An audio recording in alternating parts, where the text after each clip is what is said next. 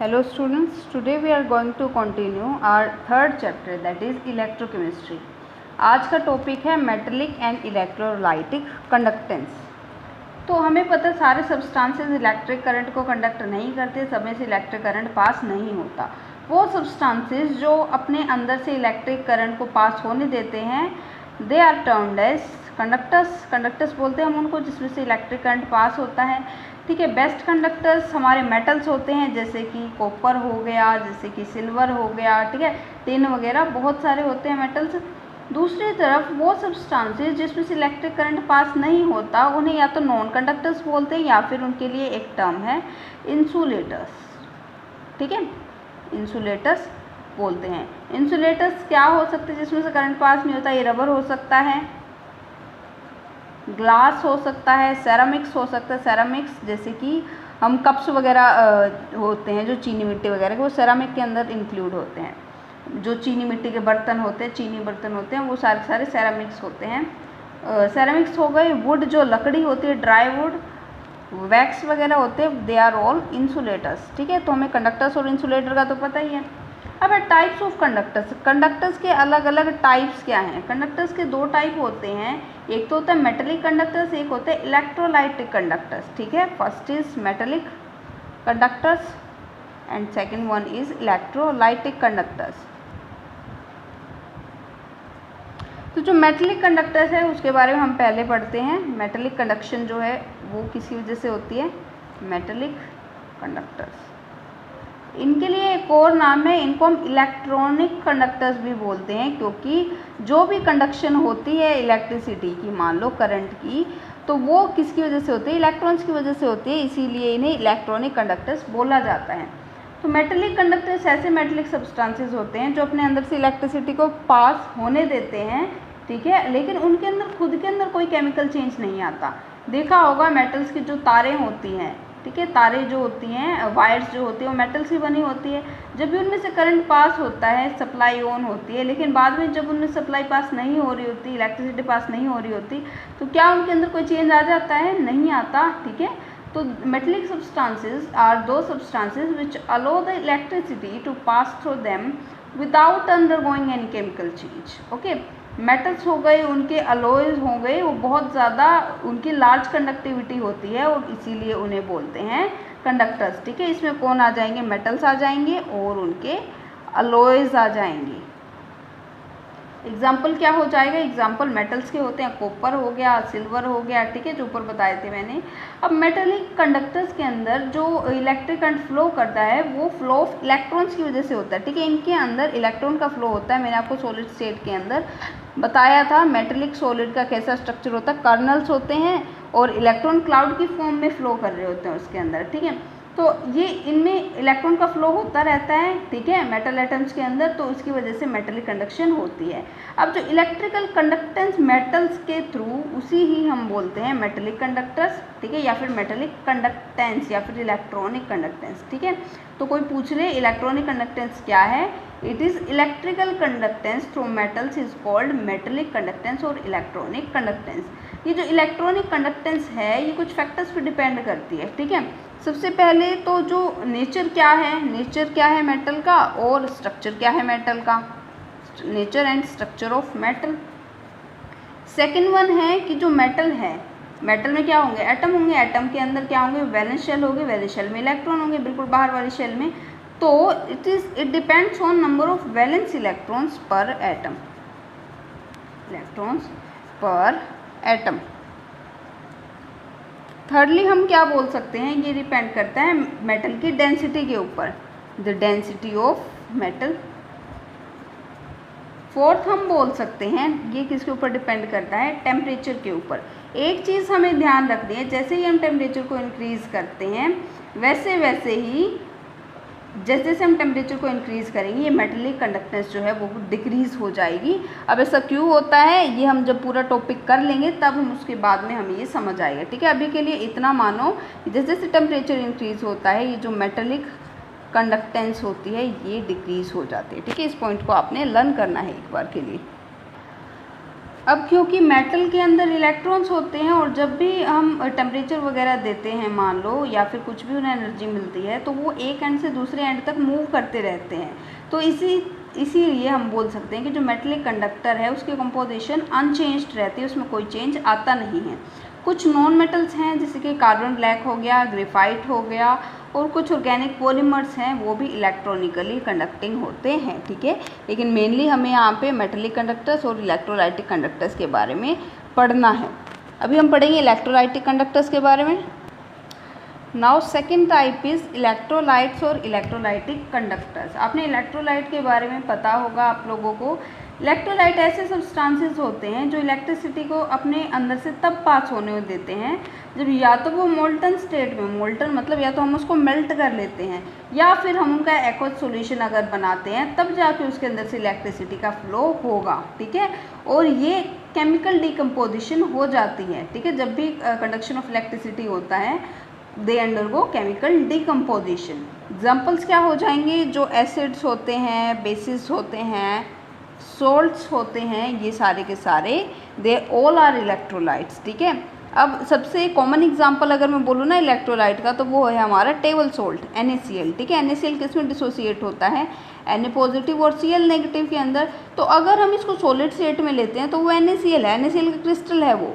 लेकिन अगर मैं क्या करना चाहती हूँ, इसमें से इलेक्ट्रिसिटी पास करना चाहती हूँ, तो या तो मुझे उसके अंदर से उसका एक्वस सॉल्यूशन बनाना पड़ेगा, मतलब पानी का सॉल्यूशन बनाना पड़ेगा, या फिर उसको मेल्ट करना पड़ेगा।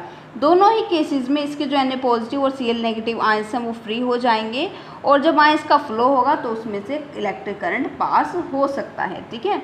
तो ये होता है इलेक्ट्रोलाइट्स। क्या होते हैं मेन इलेक्ट्रोलाइट, अगर आपको एग्जाम्पल के तौर पे याद ही करना है तो वो NaCl को आप कंसीडर कर सकते हो।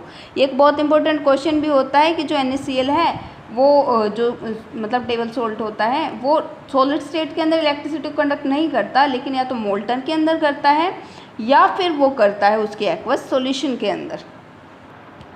हमने इलेक्ट्रोलाइट पढ़ लिया। अब इलेक्ट्रोलाइटिक कंडक्शन का क्या मीनिंग है, तो जब किसी इलेक्ट्रोलाइटिक सॉल्यूशन के अंदर से इलेक्ट्रिक करंट पास होता है उसको हम बोलते हैं इलेक्ट्रोलाइटिक कंडक्शन, ठीक है। किसी भी इलेक्ट्रोलाइट सॉल्यूशन के अंदर से करंट पास हो गया, that is electrolytic conduction.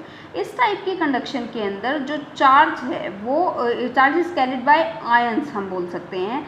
Ions की वजह से जो मतलब चार्ज का फ्लो होता है या फिर इलेक्ट्रिसिटी को वो कंडक्ट कर पाते हैं। तो इसीलिए इस टाइप के कंडक्टेंस को हम एक और नाम दे सकते हैं आयनिक कंडक्टेंस, ठीक है। आयंस की वजह से हो रहा है ना, आयंस के फ्लो की वजह से इलेक्ट्रिसिटी पास हो रही है, करंट का फ्लो होएगा, तो इसको हम आयनिक कंडक्टेंस बोल सकते हैं।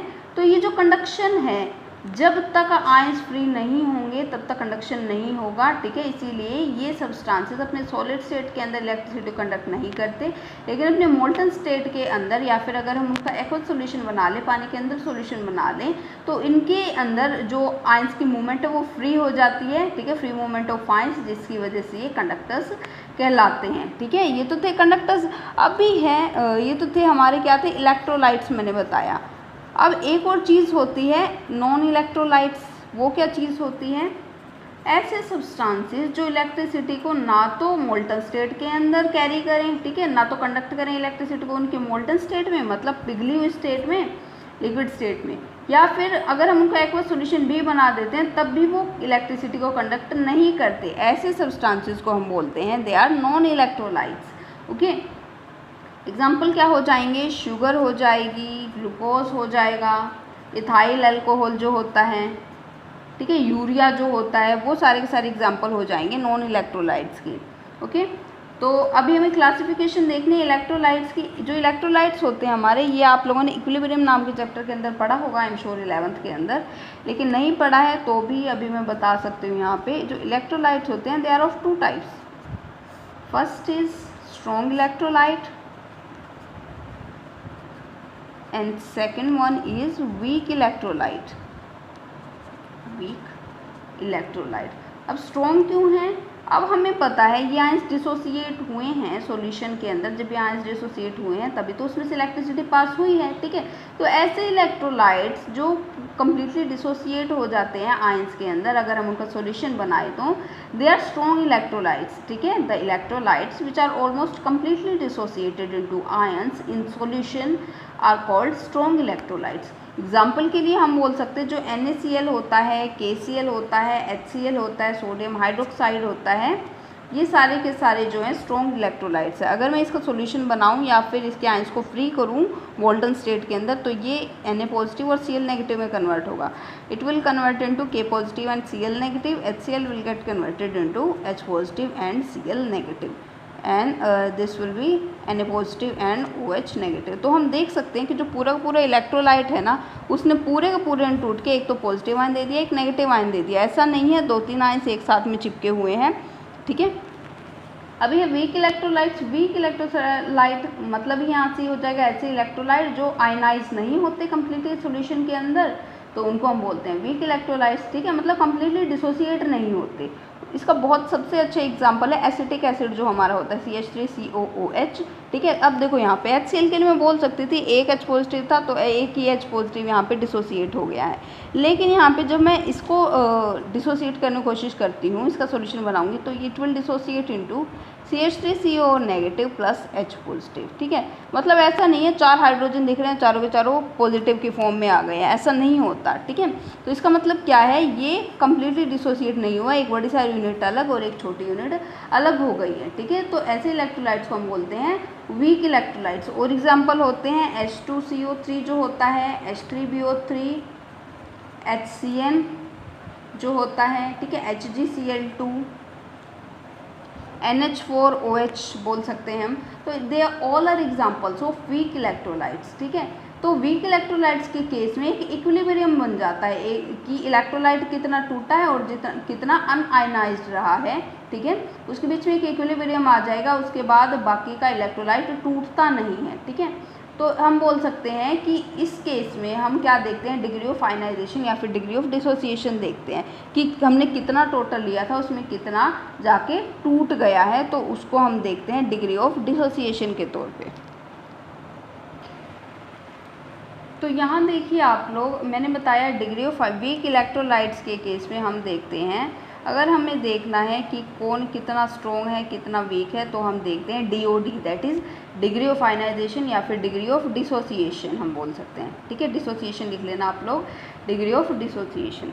तो डिग्री ऑफ डिसोसिएशन का मतलब क्या हो जाएगा, हमने टोटल जितना इलेक्ट्रोलाइट लिया है उसमें से कितना डिसोसिएट हो गया, कितने नंबर ऑफ मॉलिक्यूल्स डिसोसिएट होकर उन्होंने आयंस दे दिए हैं सॉल्यूशन के अंदर, उसको हम बोलते हैं डिग्री ऑफ आयनाइजेशन, ठीक है। इसकी डेफिनेशन हो जाएगी the fraction of total number of molecules of the electrolyte which ionize in the solution is degree of dissociation, okay.